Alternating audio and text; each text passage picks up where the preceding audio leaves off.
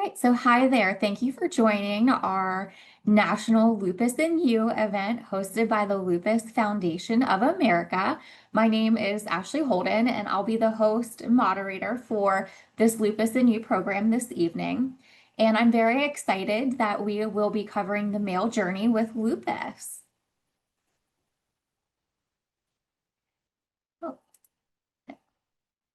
So as you can see, as usual for our Lupus and You events, we do have a very full agenda. I will be kicking us off this evening by sharing more about the Lupus Foundation of America, some helpful resources, and ways that you can get involved. We will also have a panel discussion followed by two wonderful expert speakers, Dr. Hal Schofield and Dr. Alvin Wells, who will be covering different topics about how lupus impacts males with lupus.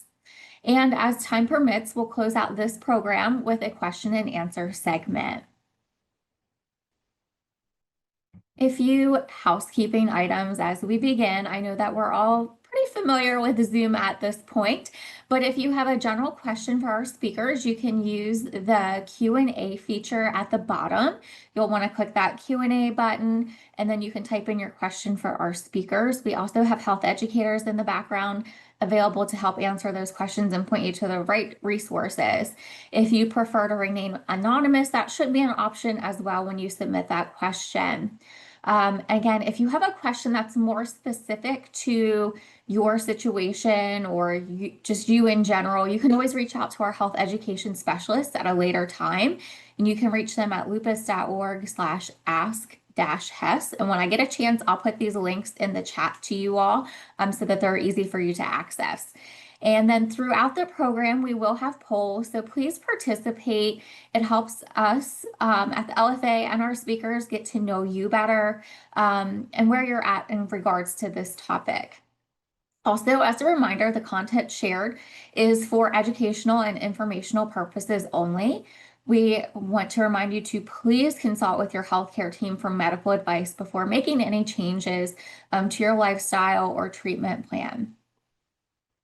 As always, this program is being recorded, and you'll receive a link of the recording along with helpful resources and a post-event survey where you can submit feedback about tonight's program. I also want to mention about that survey is that your feedback is really important to us. It helps improve the Lupus Foundation of America's programming, including future Lupus and You events. So I will go ahead when we get to a point where I can get to the chat when I'm not talking, and I'll put that link in there as well for the survey so that you have it for easy access. We can go to the next slide. So we have our first poll question. Just a second to get that up. So the first question is, did you experience any challenges in receiving a lupus diagnosis or receiving lupus care as a male? And the answers or the choices are yes, no, I'm in the process of being diagnosed, or not applicable, I'm a care partner, loved one, etc. And I'll give us about 30 seconds to respond to this.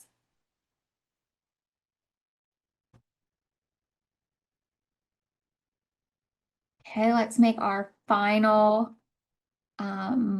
selections, and we can go ahead and end the poll.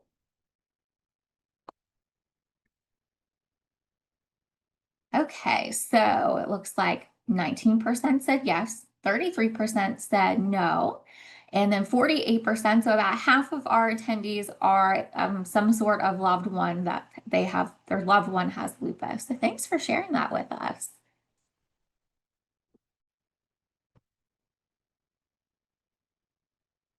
So as I shared, I'm going to talk a little bit about the Lupus Foundation to get us started. So at the Lupus Foundation of America, our vision is a life free from lupus. We're committed to those with lupus, and we know how difficult it is to live with this disease. Since 1977, we've been dedicated to improving the quality of life for all people affected by lupus. We provide comprehensive support and programs to meet the needs of the community, and we remain committed to doing everything we can to help you or your loved ones navigate the complexities of lupus while we rally every possible resource to end it forever. Today, people with lupus are living longer, healthier lives than ever before. And the Lupus Foundation of America has played a significant role in that achievement. So our programs are based upon three different pillars, which include research, care and support for people affected by lupus, including educational programs such as the Lupus You, and advocacy. We've really redefined lupus research to expand our efforts beyond just funding research grants. We're engaging all stakeholders. We want to identify barriers that stand in the way of progress, and we really want to set a course to overcome those barriers. We do all of this while we provide caring support for people affected by this devastating disease, and we lead advocacy efforts to bring more funding for research and services. We really focus on providing care and support for all people affected by this devastating disease. So I just want to say that people with lupus represent the heart and soul of our organization. You are the central focus of everything we do, and we could not do this without you and your support. You're a constant reminder of our mission's urgency and serve to motivate us to continue this fight. We understand the turmoil, economic hardships, and physical suffering caused by lupus. We really get it. We truly do.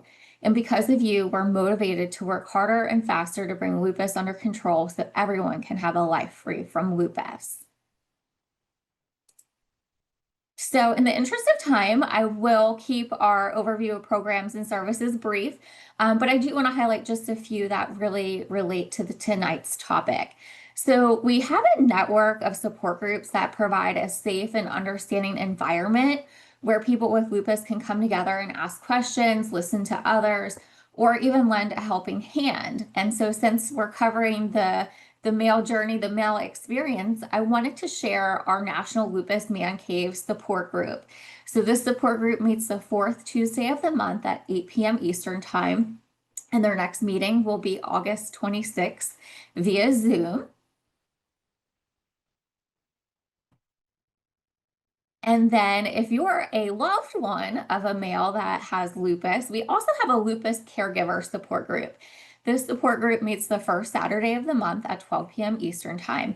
If you're interested in either of these support groups, or you would like to explore other support groups that we have available, and we have many different support groups, you can go to lupus.org/finding support. And again, when I get a chance, I will drop that link for you. The next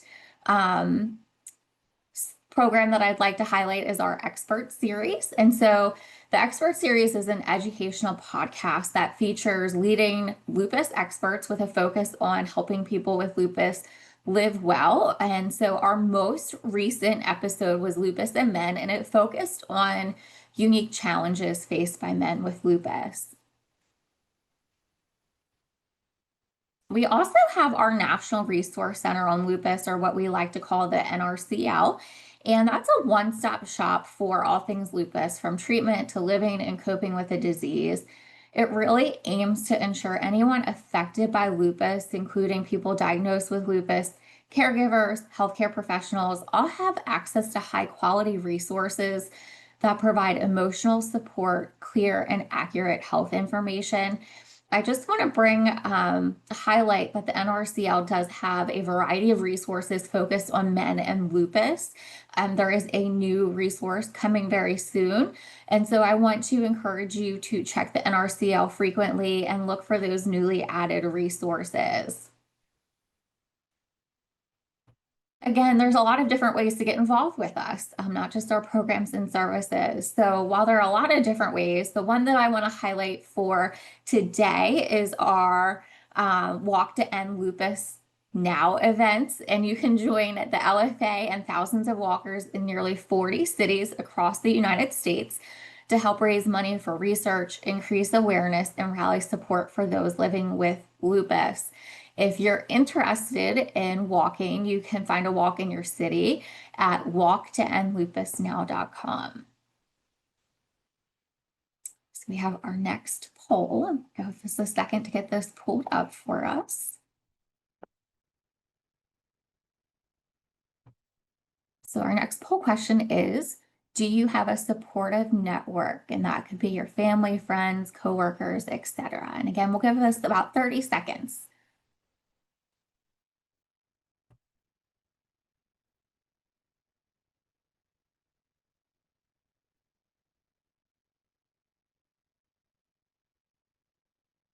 A few more seconds and we'll go ahead and wrap up the poll.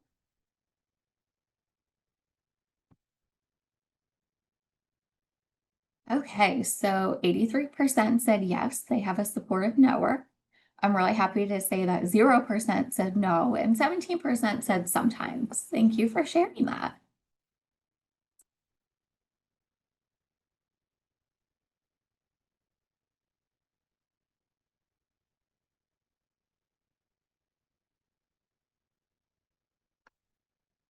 Okay. So I'm really excited to share that we will be moving to our panel discussion, and I will go ahead and introduce our panelists. And as I introduce you, if you'd like to turn on your camera and come off mute, I'd greatly appreciate it. So first, I will introduce Lester Ransom. So Lester was born and raised in Oakland, California. He played football at the University of Tennessee before health issues related to lupus and rheumatoid arthritis ended his athletic career. After graduating, he spent over 13 years in Chile, where he taught English, acted in TV, film, and theater, modeled for international brands, and performed stand-up comedy in Spanish. Since returning to the US in 2022, Lester lives in Oakland with his wife and young son. He now performs stand-up in both English and Spanish across Northern California and works in financial planning, helping families, especially those affected by autoimmune diseases, secure their futures. Next, we have April Reinhardt. April is a teacher and proud mom of 3 adult sons. She is honored to serve as a lupus ambassador for the state of Florida alongside her husband, Rob, who was diagnosed with systemic lupus in 2010. She has been organizing fundraisers and participating in Tampa's Walk to End Lupus Now since it began in 2011. To date, the Wolf Repellent Crew walking team has raised more than $30,000 for the LFA. April is passionate about creating ways to connect with others who manage the family challenges of lupus each and every day. And then we have Jacob Waters. Jacob Waters was diagnosed with systemic lupus erythematosus in 2006. He is a writer, strategist, and communications expert with over 15 years of experience in K-12 education. A former elementary school teacher, he lives in South Philadelphia with his wife and can be found at the dog park with his 2 dogs playing music and rooting for and often being disappointed by the Philadelphia sports teams. So welcome all 3 of you to this evening's event. Thank you so much for being here. It looks like I have all 3 of you here on screen. And so we will go ahead and jump in because as you saw, we do have a full agenda. And so I wanted to kind of give you each an opportunity just to give a brief snapshot or a brief overview of, well, I should say for Lester and Jacob, for how long did it take you to get diagnosed and what did that process look like? And April, I'll get to you in just a second because I know you're a little bit different here. I'll start with you. Oh, Lester, I see you come off of mute first. Go ahead. You're good. You're okay. Go ahead. Good evening, everyone. My name is Lester Ransom, and I was first starting seeing symptoms when I was 20, 21, a junior in college playing football at the University of Tennessee.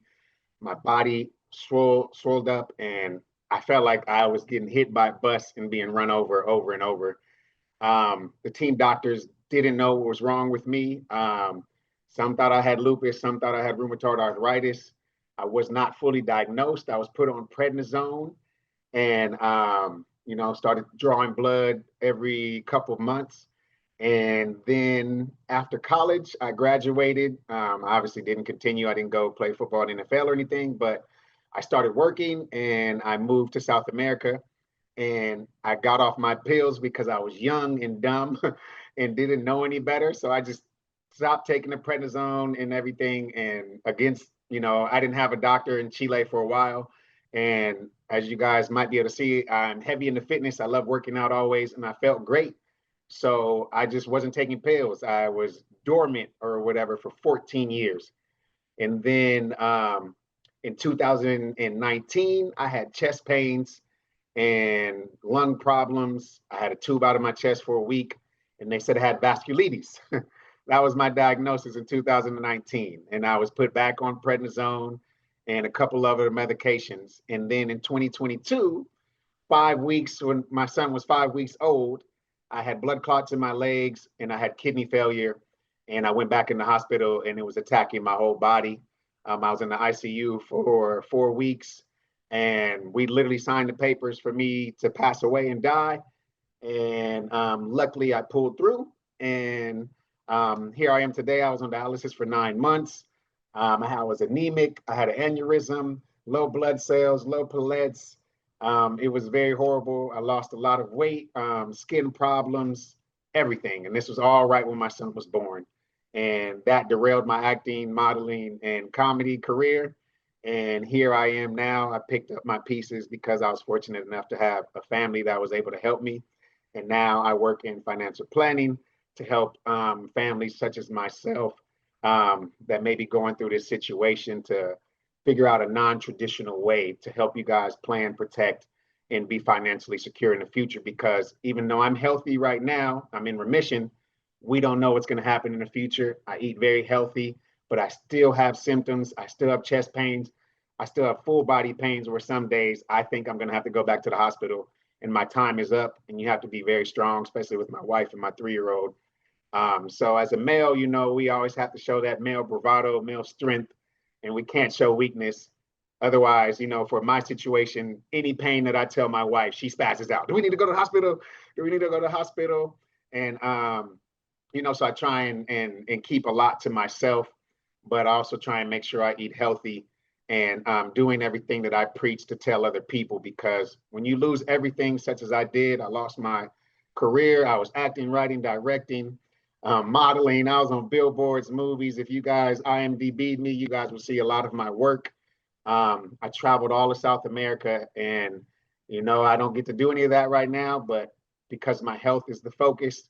And that's kind of just my story. And right now I do a lot of lupus promotion awareness, and I help a lot of patients that reach out to me. How do I stay so positive?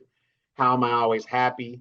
One of the things I like to talk about whenever I do speeches in English or Spanish is staying positive, which is ironic because when I was in the hospital and all this was happening to me, I hated when my family would say stay positive, because they weren't in a situation with tubes in their chest and needles coming out their arms everywhere and suffering and pain. So my Right. Well, job right now, I want to share with everybody thank else, stay positive.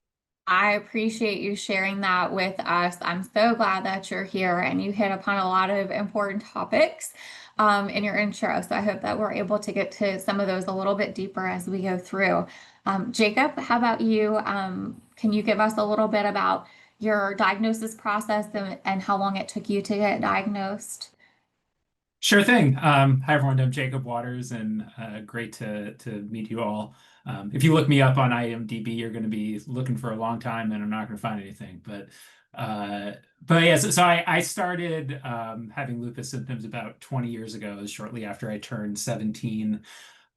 Started with fatigue, then mouth sores that wouldn't go away and spread down my throat, joint pain, fevers, rashes, kidney issues.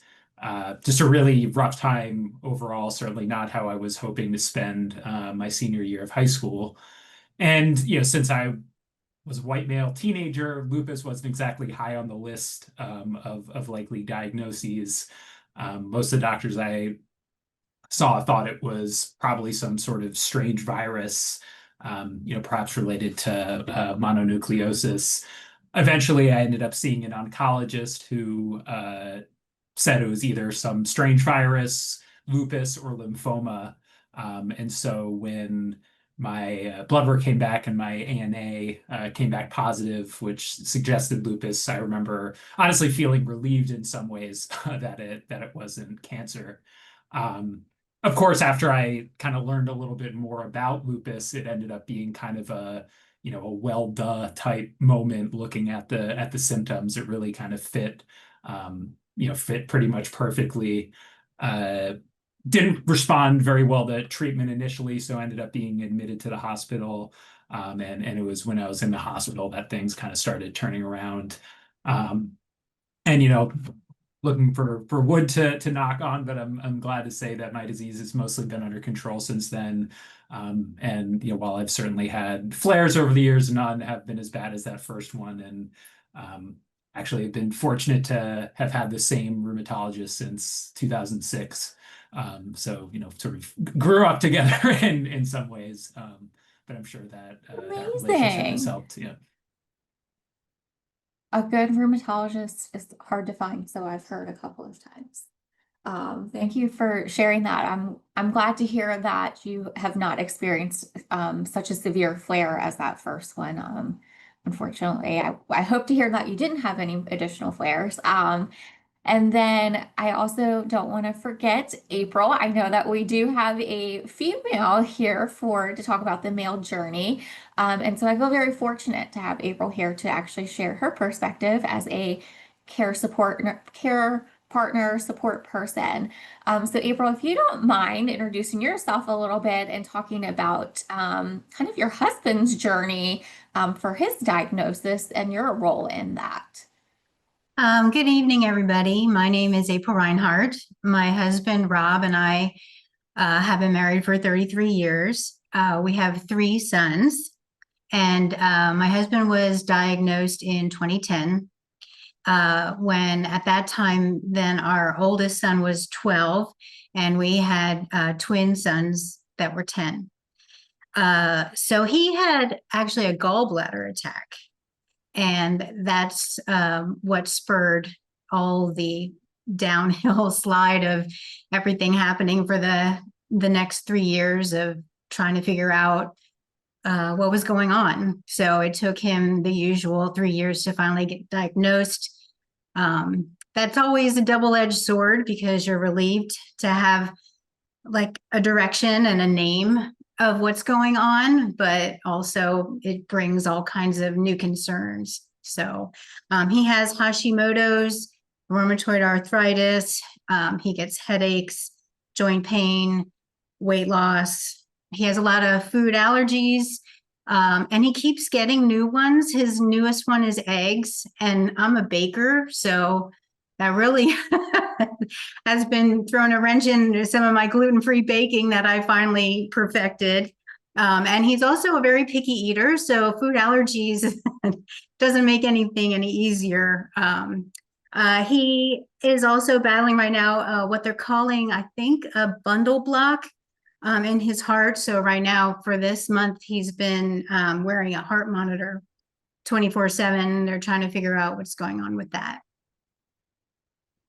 Oh, I'm so sorry to hear that. I hope that they get things figured out and have one less challenge to face. Goodness. Well, thank you for sharing that. So, as we go through, I think that there's definitely some areas that came apparent as we were talking. And so I know that lupus can really affect relationships and take a toll on relationships, not just as a spouse, but in general, right? And so I was curious, Jacob, if you've ever experienced any challenges in sharing that diagnosis, especially since you're a male. Yeah, absolutely. And so Lester touched on this a little bit already, in that, for me, a big part of it was that men are socially conditioned to hide this kind of stuff, right? We're supposed to man up, we're not really supposed to complain.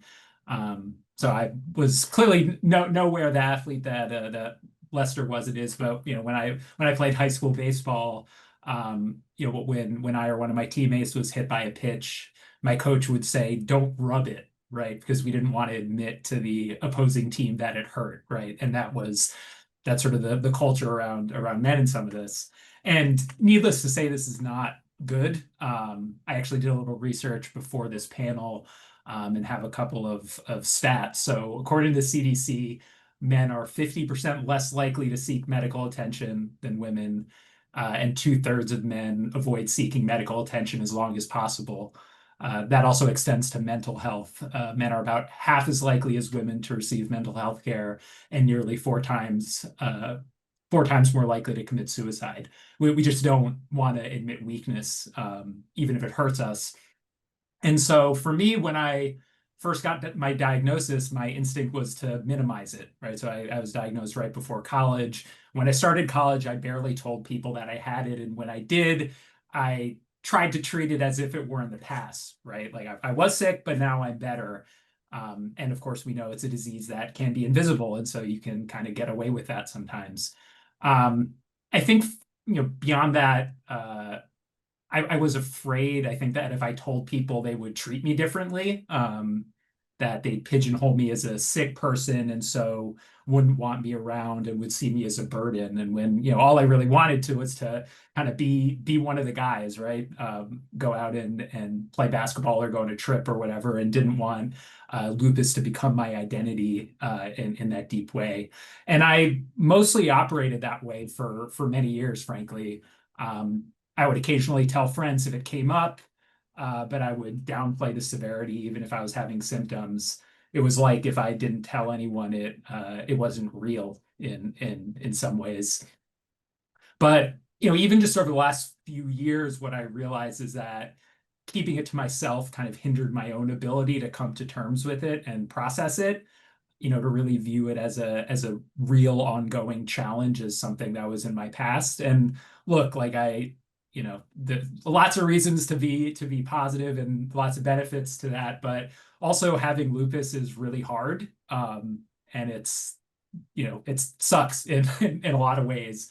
An enormous physical and psychological burden, not just the blood work or the medications or the doctor's appointments, but the stress, right? You start feeling sick. Is it cold or is it a flare? At higher risk for all these other all these other illnesses. Is it one of those? Is this something to be worried about? But for me, I never really truly accepted it, or kind of mourned what I had lost, or came to terms with that reality so I can move forward. And I think a big part of that was because I didn't share it. And so over the last few years, I've made a conscious effort to do that more. Not just sharing that I have it, but sharing about the experience of having it and the day-to-day and what that looks like. For instance, my friends now know that I tend to have more pain on days if there's a rapid temperature or pressure change, or that if we go to a pool or the beach, that they shouldn't be surprised when I'm in full body sun protection mode with the giant hat and the UV, and having to move my chair around to stay in the shade as much as possible. And I found that it's kind of like working out a muscle, right? The more times I've told people and opened up, it kind of the easier it gets. And certainly getting involved with LFA has helped with some of that. I love that, and I love the stats that you shared. I find that very true. I come from the health insurance world before I joined the LFA, and we definitely found that the males were not getting care like their female counterparts. So thank you for sharing that and being so vulnerable with sharing about your relationships and sharing with friends as well. Lester, I kind of want to come back to you because you hit upon this idea of kind of handling pressures that are put upon a male as a provider for the family and your family role. And so I'm just curious if you could give us a little bit of insight on kind of maybe what kind of adjustments you've made or how you handle the pressures of being a provider for your family since your diagnosis. Okay. Well, yeah, it's definitely not easy. So for all my other male friends out there going through lupus that are the providers, my advice to you is you have to, kind of train your mind through all the pain that we go through and everything. I don't know if you have kids, or if you are married, and even if you're single, you want to survive and provide for your family. So there's obviously days where I don't even want to get up. I'm exhausted.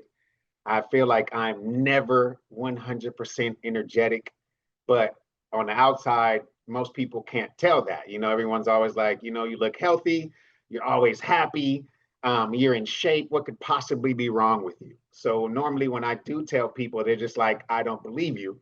until they see all the scars on my body that I had from all the surgeries and operations that I had. But for me, it's mainly finding something that you can enjoy to do that makes things a lot easier. You know, that's just in life in general. If you hate what you do, it's going to make your life a lot harder. And I know a lot of people may not have an option to find something they do that they could provide for their family, you know, that they would love to do. But my advice to you too is find other outlets. Before I got sick, we said I was an actor and comedian. I did a lot of comedy shows. And right now, that is my therapy. That what keeps me sane, that I get out and perform in front of 5 to 300 people or more and make them laugh and make them forget about the stresses of life. Because while I'm doing that, it also makes me forget about what I go through as well. Even though I do have a couple lupus jokes in there, because I like to make sure everybody's aware of lupus whenever I do events, motivational speaking, or comedy. But, for men, we do have to stay strong and, show that good fort in the house, because I'm not sure about everybody else's family, but that can have a trickle down effect if you're not showing that strength and that positivity. There's days in my mind where I want to snap at my wife. I want to snap at my 3-year-old because I'm just tired. I have pains in my chest. I have pains where, I wouldn't think I would have. And I also have that fear in my head that I'm going to go back into the hospital. Jacob touched on men not going to the hospital. I would probably be dead if it wasn't for my wife. I had blood clots in my leg and I didn't know what blood clots were. And they were painful. And me being a fitness addict, I was just like, let me work out, let me stretch more, let me do more of this before I go to the hospital. I didn't want to go. And then when my legs started changing purple and blue, my wife was like, I think you have blood clots. You're going to the hospital now. And if it wasn't for her, if I was single, I probably would have been dead because I probably wouldn't have went to the hospital. I would have been like, I've been in way more pain than this. I could take it, not knowing what blood clots were, and it would have killed me. So yes, for my advice, just for my fellow men, lupus warriors out there, you have to find what makes you happy and positive in order to get through your rough days. I have a playlist in my cell phone. It's called Happy Playlist. So whenever I feel like crap, I play it. I have a photo album in my phone of all my happy moments with my family and my friends. And that's what I had in the hospital. That I was in hospital for 2 months at one point, and that's what kept me going in the hospital. So, my advice is you have to find your outlet. What makes you get out of those funks of being in so much pain or just being tired and exhausted and preventing yourself from taking it out on your family? If you could find that for yourself and know how to control your emotions and realize you're alive, things could be a lot worse, then I think you'll be able to get past and stay strong for your family and for yourself. Idea of a happy playlist and a photo album of happy pictures. I think that plays to anybody's mental health, even outside of having lupus. So I think that is a great idea. And I think as both Jacob and Lester, as you're both sharing, I think that it sounds like your support system has really played a big role in your lupus journey, especially making sure that you're still here, Lester. And so, April, I would like to hear from you and kind of hear from the other side, because we heard in the polls we have about half of our participants are actually some type of care partner, care support person, loved one.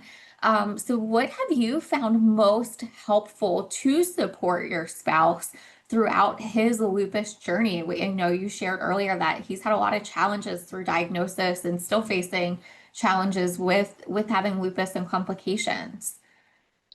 Well, I think I'm almost going to be answering almost the same as the other men on the panel, and that's open communication. Open communication for sure. We know us women, we worry, but you absolutely need to be honest with yourself and you need to be honest with your care partner. A lot of times, I'll ask my husband how he's feeling and he'll answer okay. Okay is the easy answer. So, how is he really feeling? So he knows we have open communication, honest and trust between the two of us. And he knows that I would never diminish anything that he's saying that he's feeling physically or emotionally. And I know that he would never diminish anything that I'm feeling. So we support each other that way. We feel like we're walking through this together. I really like the little saying that I've heard through the lupus community, the us in lupus, because it definitely is a family.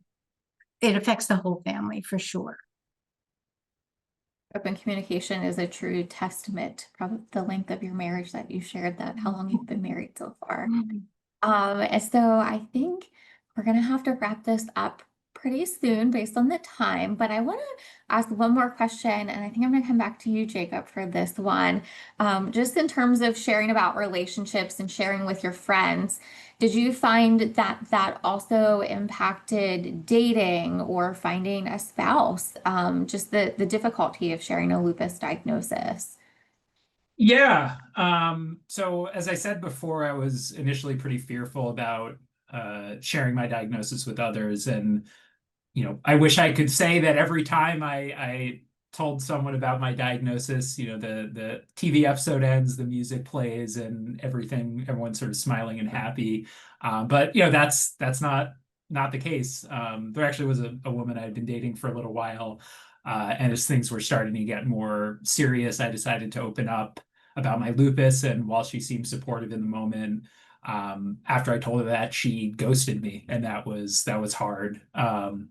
And I told myself that if she felt that way, it never would have worked out anyway, which is true. But it's obviously still very deflating. Though now my wife of 6 years is and has always been supportive, so it all worked out, despite her being a Mets fan. Um, but in general, I'd say I've found that sharing my diagnosis has actually strengthened relationships for the most part, because it's an opportunity to be vulnerable, and that can lead to deeper, more honest connection. I mean, it's almost like an excuse or a prompt to get closer with someone.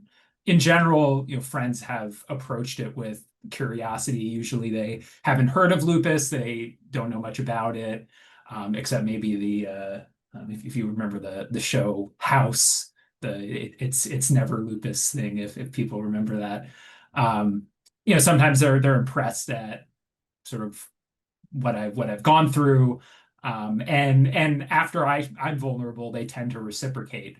And so the result is, I think I have more people in my corner now, rather than handling it alone. Um, and I guess the last thing too, and is just, I think especially as we get older, and this is sort of, I guess, advice for people, or for men who are maybe reluctant to share, is that, yeah, when you get a little older, pretty much everyone has some sort of health issue that they're dealing with. I mean, I think, once you get to your 30s, a particularly dramatic sneeze might knock you out of commission for a couple of days. And so, of course, there are varying degrees, but talking about physical limitations, or your sort of physical body in the context of your health, over overall well-being, that's a perfectly reasonable sort of thing to talk about, and in general, the response is positive. That's very true. And I think that there's a lot of truth to that, and that the people that are in your corner are meant to be there and really supportive. And I can attest to the getting older and having ailments. I find that my joints are a little more the older I get, despite autoimmune disease. So I'm going to ask two more quick questions here, because April, I want to bring in the idea of really self-care here, right? I think, Lester, you kind of hit on it from a different perspective of someone that has lupus, right? Like a happy playlist or a happy album. But, April, as a care partner, support person, how do you balance being an individual, being a mother, and then being a spouse, a partner, and a care partner? I think the most important thing that I've learned along the line is to learn how to manage my own stress. Taking walks, participating in hobbies, and doing things with friends, for me, myself, keeps my stress down. And then I'm a better care partner for my husband. I'm a better mom to my boys. And I know for me personally that I need to feel, I need to feel hope. I need to feel comfort. And so I need to go and do the things for myself from time to time to keep myself in order so that I can help my husband, help my kids, and be happy in our family situation. Right. You can't help others if you can't help yourself, right? So we have to make sure our cup is full to help others. So I'm going to go ahead and wrap this up. We will have a time for us to come back at the end if we have any Q&A. But my final question for this panel segment is, what do you wish you had known when you or your spouse were newly diagnosed with lupus that you'd like to share with others? So what's that one piece of advice to someone that's newly diagnosed, especially if they're a male? And I will start with you, Jacob. Yeah, so I would say my advice would be that it's okay to not be okay, and that you should share that with others. I think when you get diagnosed with a chronic illness, there's a lot of pressure to emphasize the positive when you're talking with other people, because I mean, look, negativity just makes people uncomfortable.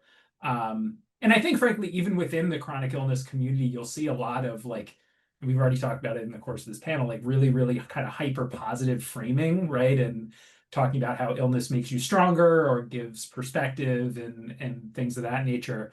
And I'm not saying that's not true, but there's also a downside to that. It can turn into sort of toxic positivity too, when there's pressure to only express positive emotions when there are lots of negative parts about this experience as well. And as I described earlier, since men are already conditioned to do that, it can make it harder for us to fully acknowledge what we're feeling and experiencing. And so not just treating it like it's no big deal, expressing your experience in an honest and authentic way, can be really helpful. And I wish I'd realized a little earlier that being more honest with myself and others, even if it kind of felt uncomfortable or awkward, would actually kind of set me up better in the long run. That's wonderful. Thanks for sharing that. I think that goes back to kind of what April was saying when her husband says he's okay, but what does okay really mean? So April, I'll turn it to you. We've learned the hard way over the years, and to realize that we're the ones, and my husband specifically, who's the expert of his own situation. So trust your gut, your little inner voice with doctors. Don't ever feel obligated or pressured by any medical professional. Your comfort with your doctor is absolutely vital. I love that. That's good advice. And Lester, I'm going to round out with you because I feel like you have, I feel like you're going to have some good piece of positive advice in there. Kind of positive. Mine would be the nutrition route because one of the worst things we can do when we get diagnosed is get depressed and start eating bad things that are bad for our body. Naturally, you want to stay healthy so you can live long, but when you're diagnosed with lupus, you have to take that extra step. I did the no salt. I've changed my diet drastically to survive for my family and be here in the long haul. And a lot of people that reach out to me often ask me to speak to their family members about getting them to quit drinking alcohol, quit eating out so much, and all these foods that you should not be eating because maybe they feel, there's no turning back and they're just depressed and they get in their head that there's nothing they can really do. Just stick to the meds and do what the doctors tell you. But you're going to continue to eat horrible and doing the things you shouldn't do. So, what I always tell people, it's all up to you. What is your motivation? And that goes for anything you need to do in life. So especially with your nutrition, if you can't control what goes in your body to help you become healthier and live a happier life, that's going to be a hard pill to swallow, and maybe the true downfall of your life because you're not taking care of yourself. So you have to be nutritious, you have to be healthy, And, even before I got sick, I would tell people I was strict Monday through Friday, but the weekends I ate everything. And I will tell you guys now, I am very healthy. I'm not a full vegan. I eat, shakes, kale, spinach, but I also love bacon. I love hot dogs, but it's in moderation, things of that nature. Hamburgers, I love it all. I haven't cut it all out of my system and out of my eating, but it's in, moderation. So that would just be my best advice and things that I wasn't prepared for, because I love Gatorade. I love, Sprites. I love those things, but you got to take it in moderation. So hopefully you guys could find how to get through that. Yeah, I agree. I think that everybody's diet might look a little bit different based on their health status and other conditions they may have, but lifestyle factors definitely play a big role for really anyone, I think. I think there's a lot to be said about our diet, especially here in the United States. So I appreciate that. Thanks so much.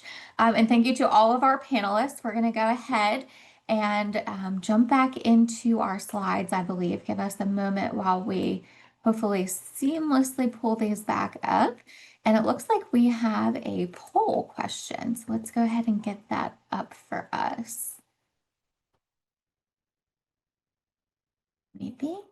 Just thinking about it. Okay. So our last poll question is a little bit of a pop quiz here. Let's see if we were paying attention before. True or false, the Lupus Foundation of America has a support group for men that are living with lupus? And the answers are true or false. Okay, we can go ahead, it looks like, and end this in the next couple of seconds.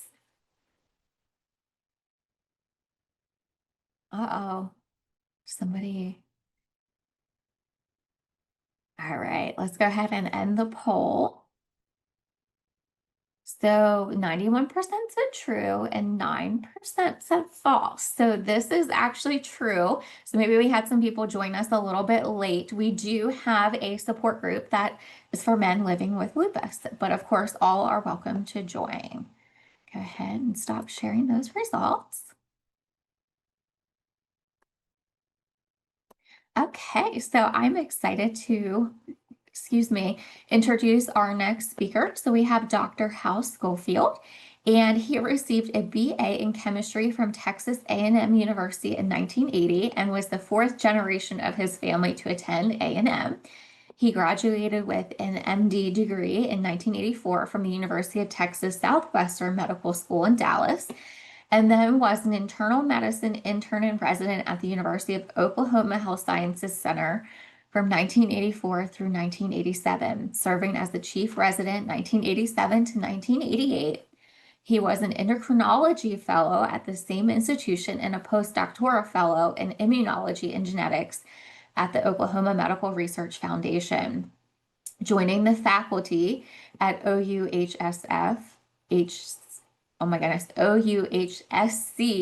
in the Department of Medicine and Arthritis and Clinical Immunology at OMRF in 1991. His research concentrates on immunology, genetics, and endocrinology of systemic lupus erythematosus and Sjogren's disease. He has published approximately 350 scientific articles and has had continuous funding by the National Institutes of Health since 1991. He served as an NIH Fogarty International Fellow at the Universidad Autónoma de Madrid in 1998, and from May 2008 through June 2011, he held the position of Associate Dean for Clinical and Translational Research in the College of Medicine at OUHSC. And in 2017, he was appointed the Associate Chief of Staff for Research at the Oklahoma City Department of Veterans Affairs and Medical Center. He teaches a history of medicine course to second-year OU medical students and is pursuing a master's in the history of medicine at Johns Hopkins. He enjoys golf, soccer refereeing, practicing Spanish at free clinics, as well as playing the trumpet and the tuba. I'm not quite sure how you have time for those hobbies, Dr. Schofield, but we are very honored to have you this evening, and I will turn it over to you. Go ahead and give you permission to share your screen and your slides. Thank you for the thank you for the introduction. I didn't do all those hobbies when my kids were little, I guess, but Let me see if I can get my slides up here. I'm going to show a few slides. I'm pleased to be here and talk about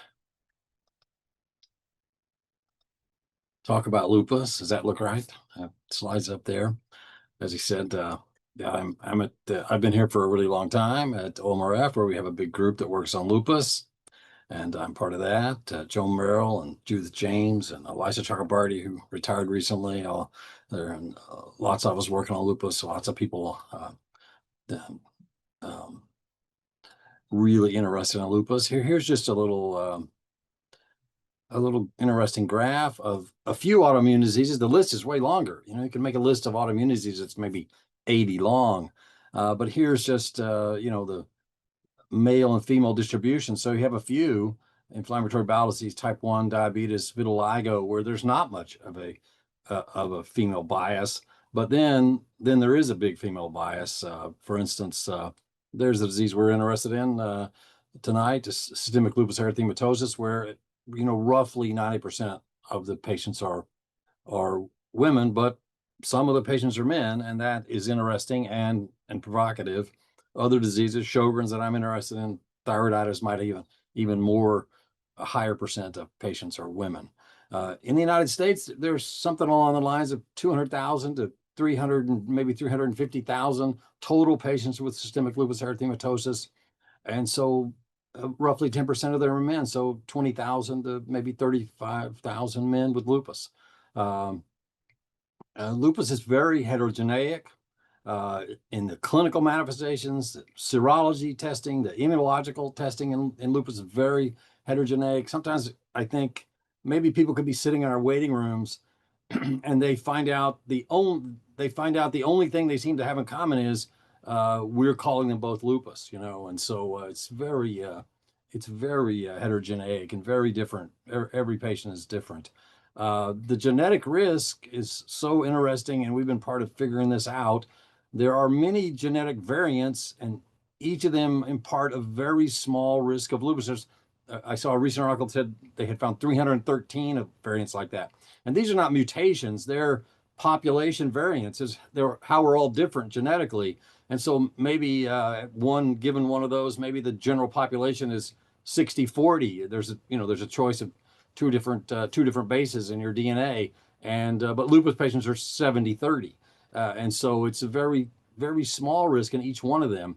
And sometimes the disease is not as genetic as sometimes people think. For instance, if you have a sibling with lupus, then your risk of lupus is probably something like 2 to maybe up to 10%.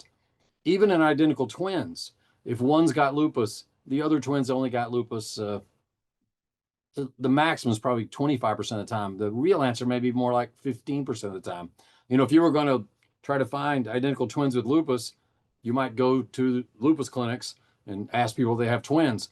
And if both twins have got it, well, you've got twice as much chance of finding those twins as the ones who don't have lupus. And so, or where one twin doesn't have lupus, you've got twice as much chance to find ones where both of them have lupus if you're going to a lupus clinic. So those studies are biased in that way. When you don't do that kind of study, you do a different kind of study, then it's more like 15%. So it is genetic and it runs in families, but not nearly as much as sometimes people think. But there's an interesting variant of the genetics of lupus, and that's what gets termed monogenetic lupus. So these are real mutations, very rare, and a single mutation in a single gene gives people lupus. And these include genetics and the mutations in the complement genes, especially complement 2, 4, and so that should say C1q instead of C1g. Sorry about that.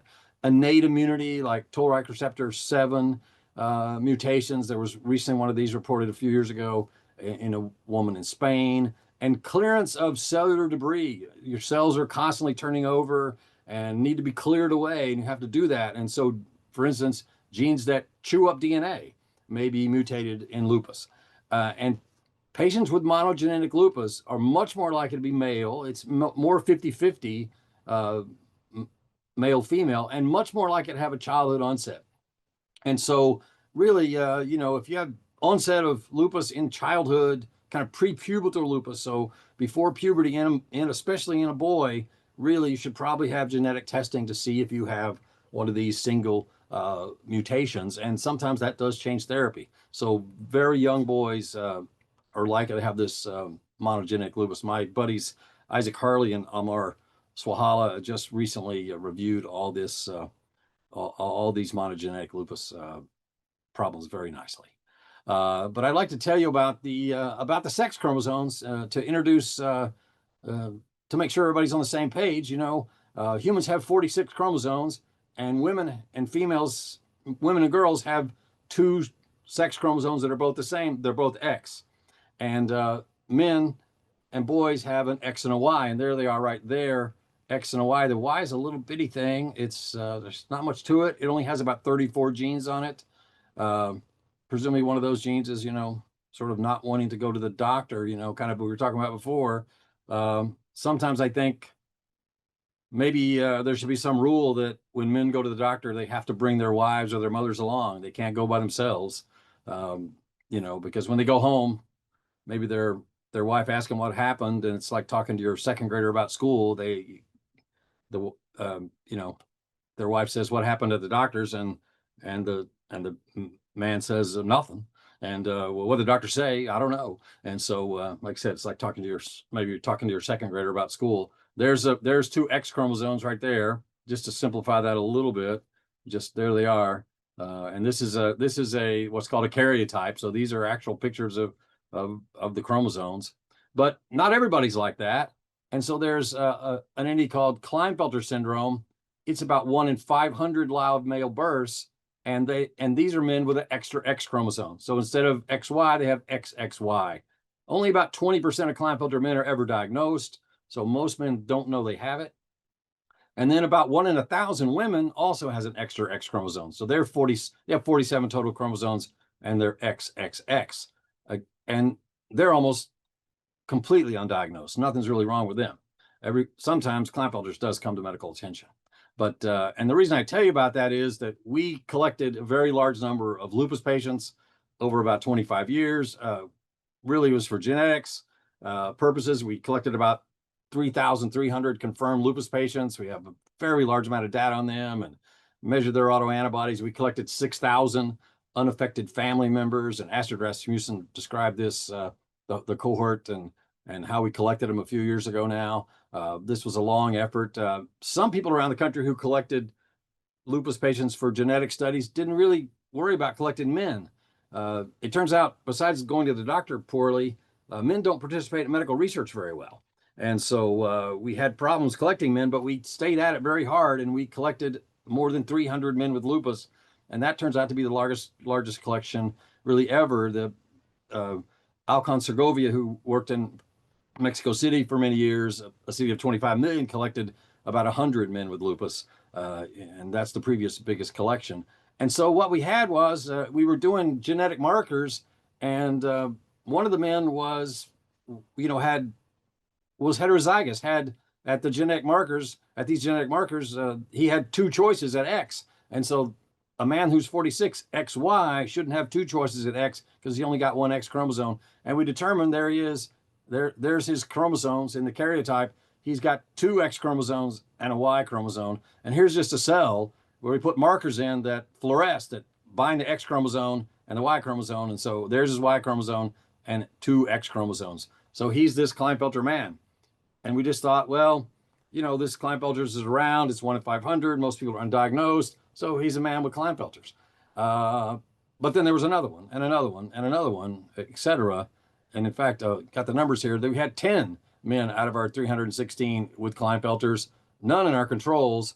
And that was all statistically significant. And so Klinefelters is overrepresented in men with lupus by maybe 15-fold. Remember, it's 1 in 500 in the population. And so we just did a few calculations, and we calculated that men with Klinefelters, about 1 in 700 or so, 767 was our final calculation. That was the rate of lupus among Klinefelter men. And given the racial distribution of our group, because lupus is more common in Black Americans than white Americans, that was almost exactly what the rate of lupus was in women. with the mix of racial and ethnic mix that we had in our population. So we think lupus is just as common in Klinefelter men with an extra X chromosome as it is in women. So it may not be your sort of sex per se, whether you're a man or a woman that gives you a risk for lupus. It's how many X chromosomes you have. Generally, that has something to do with whether you're a man or a woman, but not always. And so these sort of rare abnormalities have given us a lot of information. And can we screen for Klinefelters and lupus? We had asked people when we collected their data. We asked them if they were infertile, the men, all the lupus patients, any answer other than no identified all the men with lupus in our cohort. All 10 of those men with lupus were identified by just asking them if they're infertile. So men with lupus ought to be screened for infertility. And then if they are infertile, or there's some chance they're infertile, they should be looked at for Klinefelters, because there's other reasons to know that you have Klinefelters. It may be that treating men with testosterone who with Klinefelters improves their lupus. And so infertile men and Klinefelters men are almost always infertile.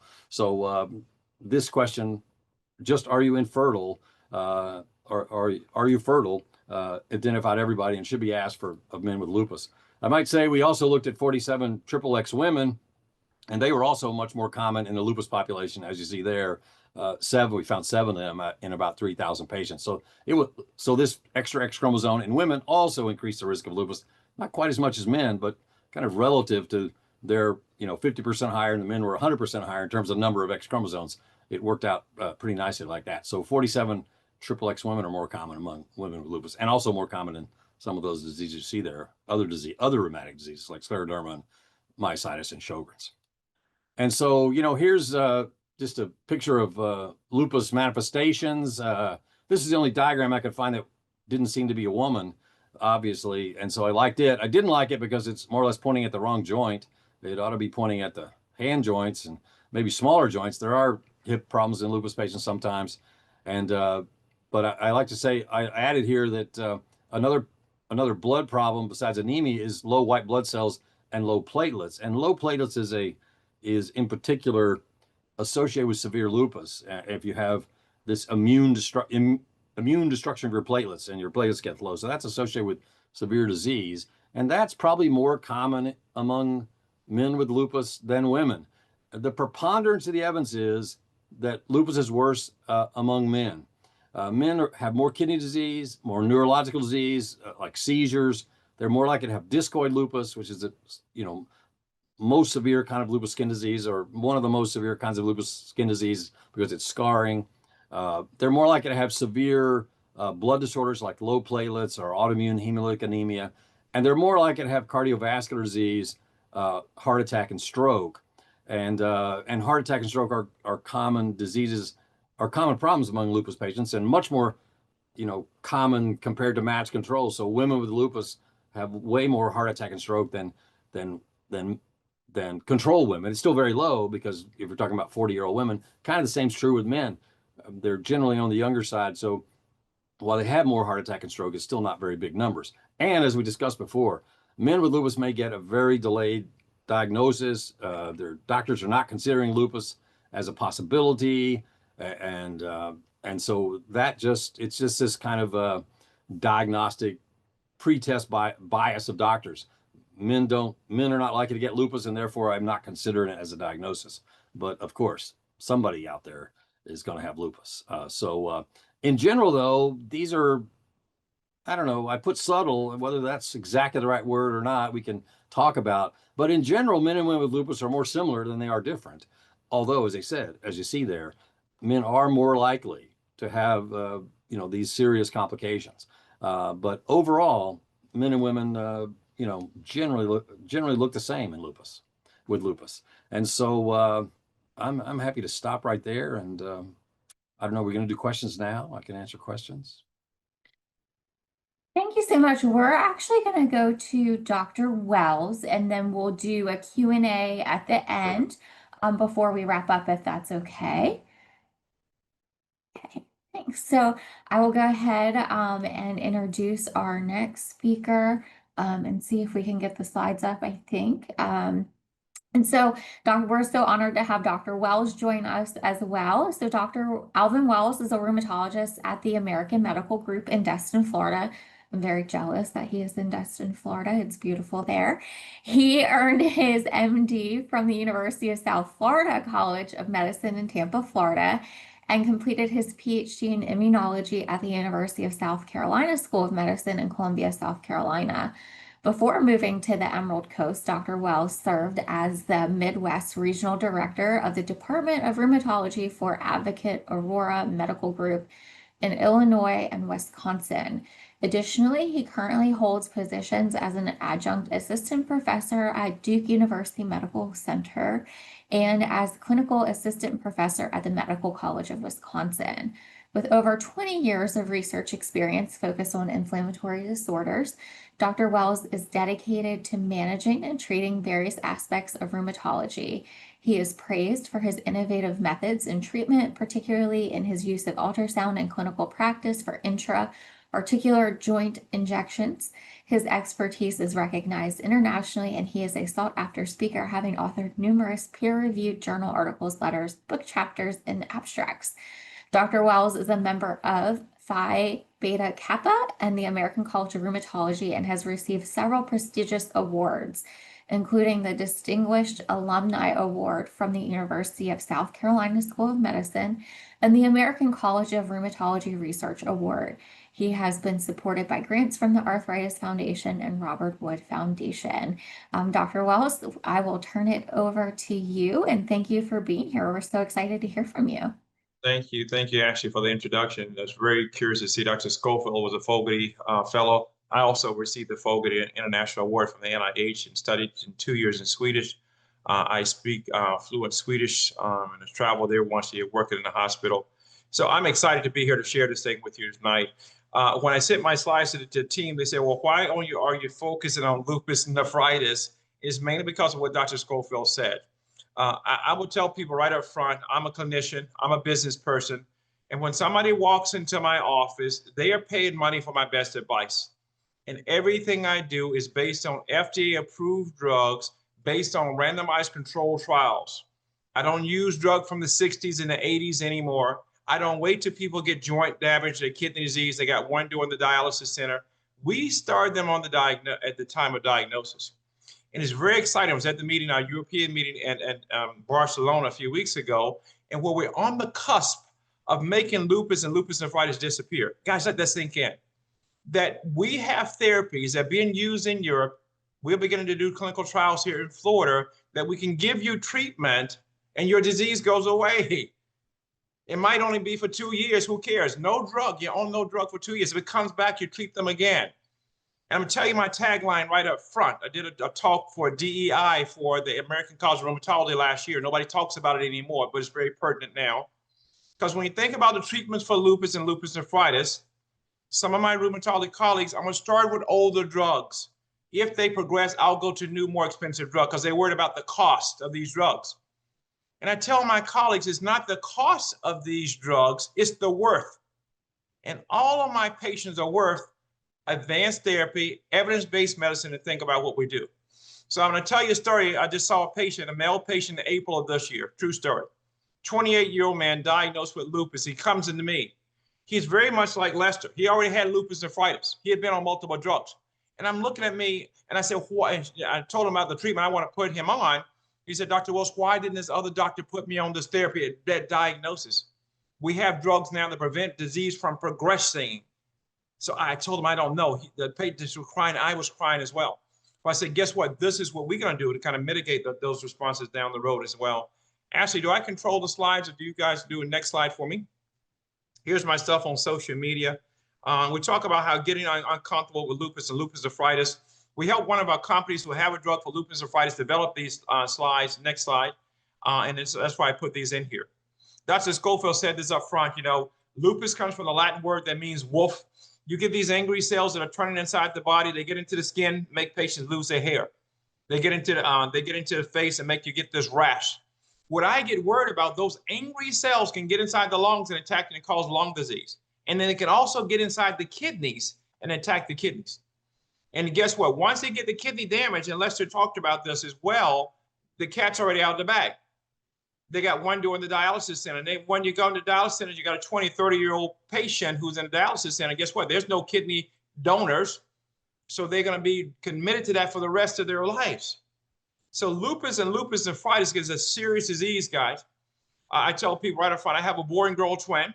And if my young daughter, she's 33 years old now, if she was diagnosed with lupus, I'm starting her own therapy from day one. I'm not going to wait. Okay, well, now you got kidney disease. Let's start you on the therapy now. It's too late. But that mindset you're going to see, the academic guys are still talking about that. They're still waiting to see. We start 2 drugs on every patient at baseline because I have data to say I can keep their disease from progressing. Next slide. And that's what we begin to do as you think about those. So what happened with nephritis? I tell people it's like taking a slingshot and you're hitting these, what we call the nephrons. These are little kind of balloons, little pockets of cells inside the kidneys, allow your kidneys to function like they should. Remember, the kidneys are like a dam. They're kind of packed together. They don't let certain things get out. But if that dam gets damaged, guess what? Now we begin to see things in the urine that shouldn't be there. We see protein, we see blood, we see cells. And that's what it's done. And there are some people, once they get the kidney damage, it's going to be permanent. We got all the drugs and stuff that we're doing. Even all the best drugs are out there. And I did the studies, and less than half the patients get into what a complete response. So why my colleagues are still using these drugs from the 80s and that are saying, hey, well, I'm going to give you this drug because we're going to hope it's going to help out. And then it can lead to kidney failure and lead to dialysis, and in some cases get a transplant. That's what we talk about. Let's go to the next slide, because when we think about this, and this is what I talk about, Dr. Schofield touched on this, it's the people of color. Not only African Americans, Hispanic, Native Americans, all the ones that we talk about of color. I like what Jacob said. Yeah, he got kidney disease as well. We see Caucasian patients as well. And at the end of the day, we work these patients up. We're very aggressive, and we're making sure that they don't have any issues in the disease down the road. Because look at this, 1 in 3 patients. Give you an analogy. I have 3 new patients with lupus walk into my door. I never touched them, never made a central diagnosis. 1 of those 3 patients are going to have kidney disease at the time of diagnosis. Think about that, guys. They already got kidney disease. They got 1 foot in the dialysis center already. And I'm going to wait till that patient gets dialysis. Now, okay, got kidney failure. Let's give you 4 drugs, throw you on high doses of steroids and all the different side effects. The goal now is to put patients on drugs very sooner rather than later. The European now colleagues have come out with some new guidelines for treating people with lupus and lupus nephritis. And they say, hey, start these drugs at baseline. Give them steroids, but you want to get the steroids off within 3 months. They got protein in the urine. You want to make that go away. And those are things we'll look at. Look on the right-hand side here. You see that African Americans, Asian Americans, 4 times more likely to have the disease compared to other populations. Hispanics, you don't get a get out of jail card too. You got 2 times more likely Hispanic and Native Americans as well. So I have a patient of color who walks into my office. I'm making them pee into a cup. I'm getting the blood work. I'm getting a chest x-ray. I'm getting all those things at baseline because, like Dr. Schofield, it's heterogeneous. I don't know what they're going to look like. I don't know who's going to have platelet disease, who's going to have anemia, who's going to have the kidney disease. And that's why we worked them up aggressively at baseline. We don't take no for an answer. I tell people right up front, okay, somebody's got cancer. Okay, you got cancer. We're going to follow you. And once the cancer spreads to the lungs, it's the liver and the spleen, then I'm going to treat you. That's a joke. Chemotherapy is not cheap, but you never hear an oncologist say, okay, you've been diagnosed with cancer. I'm going to give you an old drug from the 60s, and let's hope this works. If it doesn't, we'll go on to new therapy. If it progresses to your bones, your kidneys, and your spleen, then we'll give you new therapy. At the end of the day, patients are my customers. They're paying the best money for my advice, and that's what I tell people to do. We'll talk about as well. And I'll give you the pearls as a men, what you should be asking your providers. And if these providers are not doing that, you need a new provider. You go back and, hey, I want my copay back because you're not doing the best interest for me. Let's go to the next slide and talk about what that looks like. So when we think about the kidney disease, it's all the different things. 1 in 3 people have that. They experience kidney failure. We say the guidelines say you need to be looked at every 3 months. I need the blood work. I need the urine, and I want to do all those different things. But guess what? On the right-hand side here, if you get kidney disease, it's a tough story. That the increased risk of death, you heard Lester talk about it, right? It can cause blood clots, his disease out of control. He was writing a DNR. His wife was praying by the side of the bed, had the chaplain there visiting him. Thank God he pulled through. Thank God he had a team of doctors got him involved. So now move to the left-hand side. I want to get that person a diagnosis, get them on treatment. We have drugs that have been around for the last 10 to 15 years. But now people are still waiting and worried about the cost. I'm going to wait to see how you do. If you get worse, those days are gone, guys. Next slide. And this is what we talk about. So get uncomfortable. You need to make your doctors uncomfortable as well. If you have kidney disease, guys, this is what you look at for. Your blood pressure goes up. Guys say, okay, I'm just a little stressed. I need to work out. No, man, you need to be on some blood pressure medicine. Chronic kidney disease can cause scarring. I make the analogy. You take a little stone, you rub it on your hand every single day. Next week, you're going to get a scar there. You're going to get a scab. And then that's what you see. And that's what happens with the kidneys. Once they get scarred, the cat's already out of the bag. And then add to that, you got high blood pressure. And when the blood pressure go up, look at the next slide there, you see cardiovascular complications, increased risk of heart attacks and strokes. And men are increased risk already, right? Because of other things that are kind of going on. And then getting end-stage kidney disease. I want to catch it sooner rather than earlier. So lupus can cause hair loss, rash, arthritis, and sores in the mouth. I'm concerned about those. I want to get those under control, but I darn well don't want anybody to get worse than kidney disease on my watch. I'm not going to wait till they develop the changes before I start them on drug. We have 2 drugs now that we can put the people on to prevent them from progressing. Approved by the FDA, shown in randomized trials. So why do we wait? Next slide. And this is the thing we talk about. So here's what you're looking for. You got kidney problem, looking for swelling. All of us, you take your socks off at night, you see a ring around the leg. Okay, that's common as you get older, right? But here's a caveat. When you wake up in the morning, that ring should be gone. And if it's still there, that's a call to your doctor. You can send them a message now. All of them have portals and everything like this. And going on, hey, doc, I think something's going on. I say, doctor, it might be a PA, a nurse practitioner. They're just as well. They're following and going through as well. Looking at your blood pressure. I have all my patients get a blood pressure cuff. You don't have to go out and pay for it. I write a script. There's something called DME, durable medical equipment. I write a prescription for it. That blood pressure cuff is covered.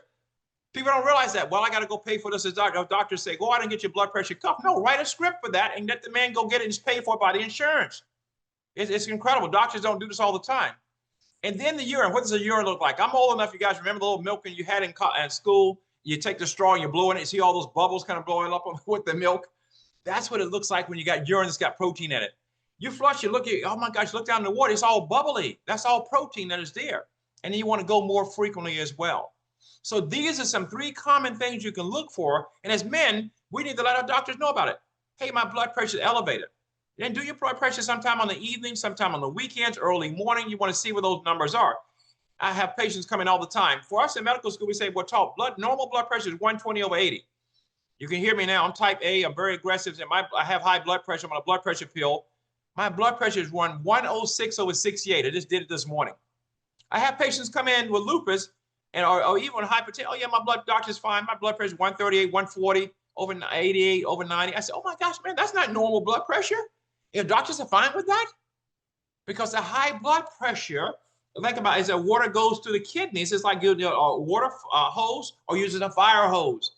The more pressure going through with the kidneys, it's going to damage the kidneys. Don't take no for an answer. They're not aggressive with your blood pressure. Thank you, doctor. Give me my copay back and let me go to another doctor. Next slide. And that's the thing we talk about and what you're going to do. So what do we do for our patient with lupus? I get my blood test on them as well. I do a physical exam. And every 3 months, I get a urine test. Dr. Wells, I just did a urine test 3 months ago. I don't care. I need you to pee in a cup again. I'm doing those blood tests. I'm looking for your platelets. I'm looking for your red cells. I'm looking for other things called the complement levels. We do all these different parameters. Dr. Schofield talked about a C1Q. That goes along with the lupus disease. We have other measures that are looking at now for the bloodstream and say, hey, what does it look like for tell you what somebody has increased risk of kidney disease? We're going to look at the blood and look at the urine. And in severe cases, when I'm worried about to see what type of kidney disease they have, there's 6 different types of kidney disease that we see. We need to do a biopsy. You lay it on the table and numb it up. Either the nephrologist or the radiologist goes in and take a little sliver of that tissue. I send it off to the lab and they look on the slides. Oh my gosh, you got type 3, type 4, type 5 disease. You need to be on medication to keep that from going. So when your doctor talking about doing the blood test and doing the urine and doing a biopsy, that might happen frequently. You only do a biopsy at baseline, and then when I want to make a change, the blood and the urine we do every 3 months. If your doctor's not doing that, they send you once a year. It's time to get a new doctor, guys. Lupus is a real deal disease. It's like a cancer of the immune system. So no oncologist is going to see a cancer patient once a year unless their cancer is cured. They're in remission. So it's the same type of thing we talk about with lupus and lupus nephritis. Next slide. So we look at this thing, and you don't need to know the numbers here, but it's a number that we look at how much protein you should have in your urine. I tell people, you know your blood pressure, you know your cholesterol level, you know your partner's birth date. You need to know your urine protein number. That should be the top of mind. The doctor's looking at those labs. Okay, I need to know what my number is. Doctor is, oh, hey, that number is going up. I need to know what you're going to do. Next slide. So that's something you need to be aware of as well. So prioritizing your kidney health is going to be function. I like what both Jacob and Lester said. Hey, Lester said, hey, I changed my diet. We tried to stop eating salt. I'm guilty. I drink a bourbon every night here. I say that's how I'm kind of lowering my cholesterol, right? But you want to be careful of stuff that you do. I limit myself to 1 hamburger a month. My weakness are the French fries. I won't tell you how often I eat those in a month. But you got to look at what you eat. You should be eating fresh fruits and vegetables, fish 3 times a week, decrease the amount of red meat that you're eating. I'm not a big fan of vitamins. You hear me talk about that because vitamins, they have colors, they have fillings in there. I know food's expensive now, but you got to eat the fresh fruits and vegetables. Our grandparents couldn't go to Walmart or Amazon to order vitamins and tablets. They had the fresh fruit, the fresh cheese, the fresh eggs, the fresh meat, and that's what they were doing. You got to know your stuff. I like what somebody said. He said, "Oh, okay, you need to have your partner come in with when a man goes to the doctor." That's what Dr. Schofield was talking about. And first of all, I'm okay if you record me. Put your phone out and see what I'm saying. I have nothing to shy about. You paying me money. Say, Dr. Wells, do you mind if I record this conversation? My wife's going to ask you this question when I get home. Absolutely. If the doctor says no, doctor, I'm sorry, I need to go and find another doctor. Well, why is it wrong? What is he going to say that you can't share with somebody else? You see what I'm saying?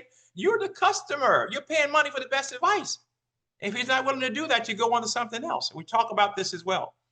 During the pandemic, people missed their appointments. Guess what? We did like we did now. We do a Zoom meeting. I still sent them down the street to get the lab.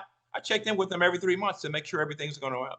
If you miss your appointment, guess what? I don't say, okay, good. I'm going to go have time to make up my emails.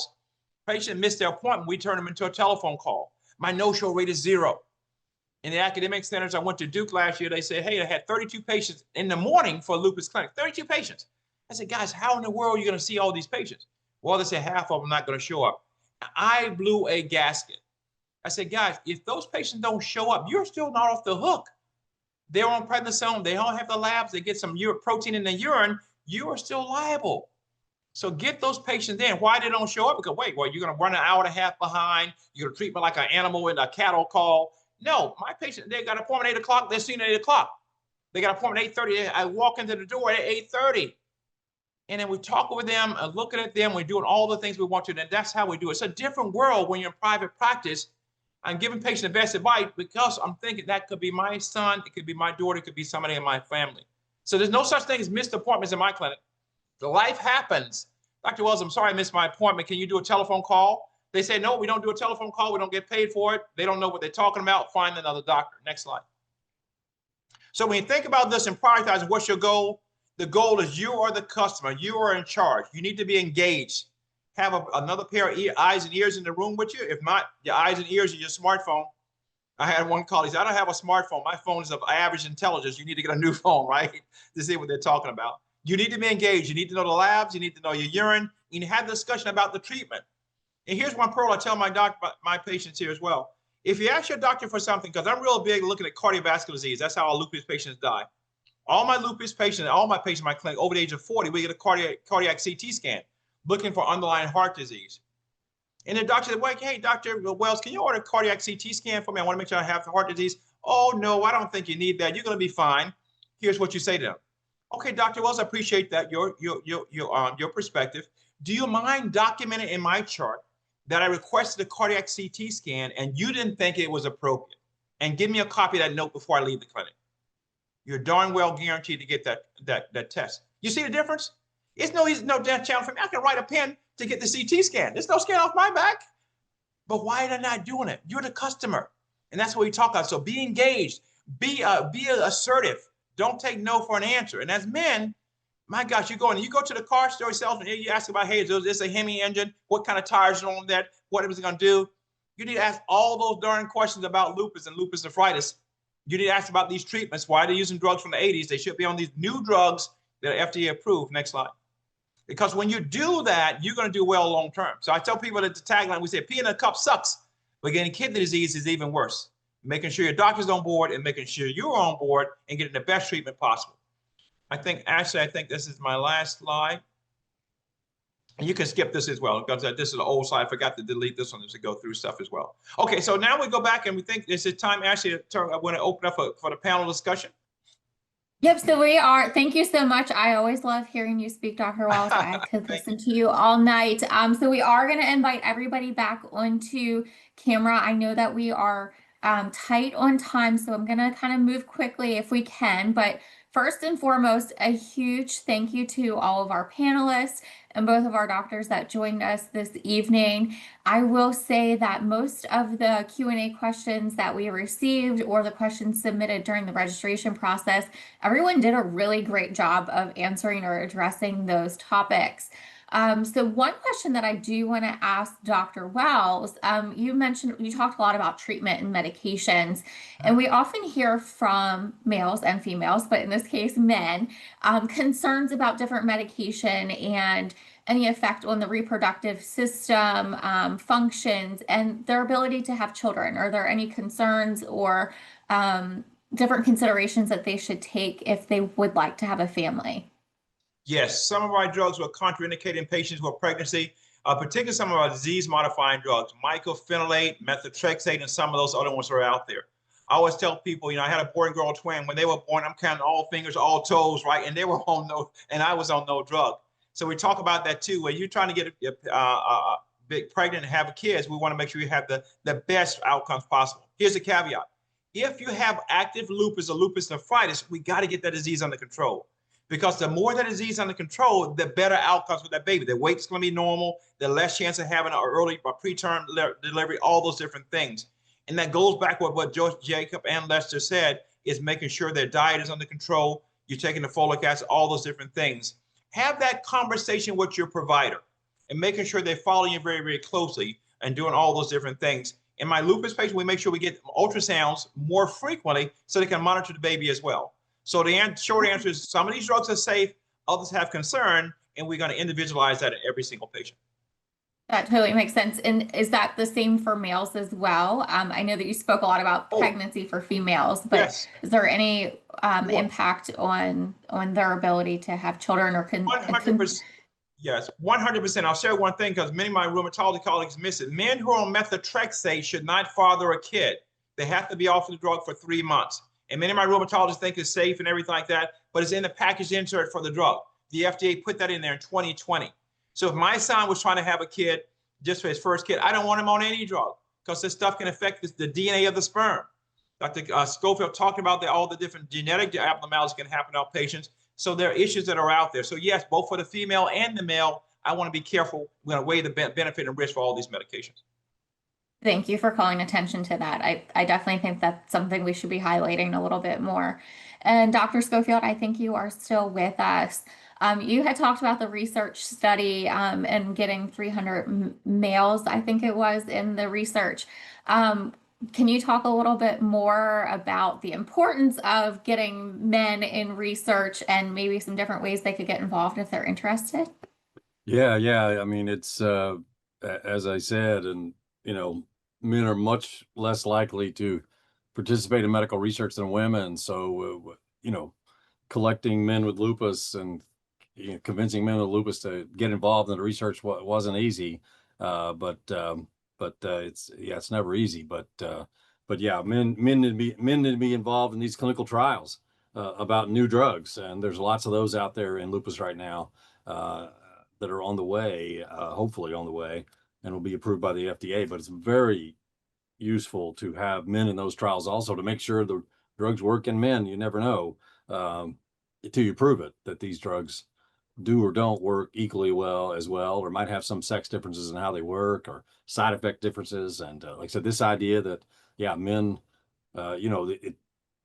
men shouldn't father a child who are on methotrexate.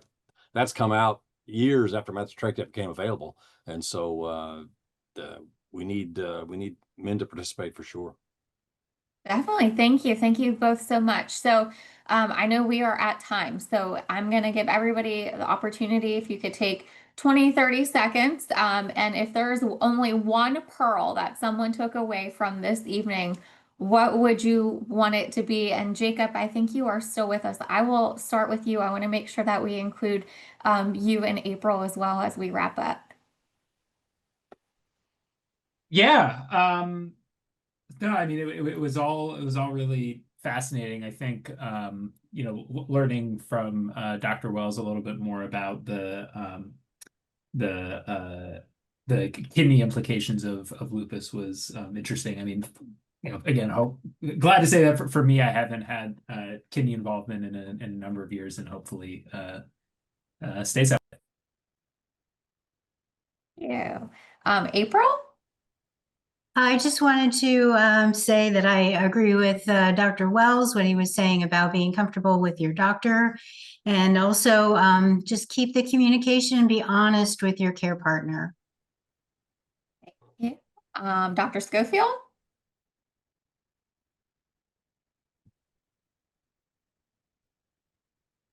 Yeah, Stuff. just Oh, there we the go. idea there's lots of men out there with lupus that need to be taken care of. And yeah, everything can't be geared toward women in lupus. Yeah. That's so important, and that's why we're here this evening. And Dr. Wells, we will wrap up with your final little pearl before I close this out. I think that my male patient with lupus need to be smart, and they need to be smart with a smartphone. So they connect with their provider, use this to record the conversations and share that with your partners and other people in your family. And the other pearl is don't forget to share your journey with other family members. You could find you have a cousin, you got somebody else in the family who's struggling with this, and they'll say, hey, wait, based on their family history, you might need to be seen by someone that makes you have lupus. So the patients are the customer, you're in charge, and don't take no for an answer. I love that. I love being a good advocate for yourself. Again, thank you all so much for joining us this evening. It is truly appreciated. This is such an important topic.